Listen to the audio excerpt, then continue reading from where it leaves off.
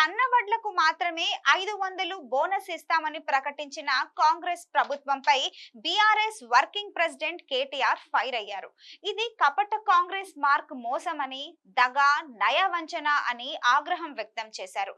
Guarantee కార్డులో వరి పంటకు 500 బోనస్ అని ప్రకటించి ఇప్పుడు సన్నవడ్లకు మాత్రమే అని సన్నాయి నొక్కులు నొక్కుతారా అంటూ ప్రశ్నించారు. ప్రచారంలో ప్రతి గింజకు అని ఊదరగొట్టి ప్రభుత్వంలోకి రాగానే చేతులెత్తేస్తారా అని నిలదీశారు. ఇది ప్రజాపాలన కాదు, రైతు వ్యతిరేక పాలన అని సామాజిక మాధ్యమం ఎక్స్ వేదికగా విమర్శించారు. నిన్నటి దాకా సాగునీరు ఇవ్వక సావగొట్టారు, కరెంటు కోతలతో పంటలను ఎండగొట్టారు, కష్టించి పండించిన ధాన్యాన్ని కొనకుండా అకాల వర్షాల పాలు చేసి ఆగం చేశారు. ప్రతి ఏటా రైతులు, కౌలు రైతులకు 15,000 రైతు భరోసా అన్నారు, ఇవ్వలేదు. వ్యవసాయ కూలీలకు 12,000 అన్నారు, కానీ వెయ్యలేదు.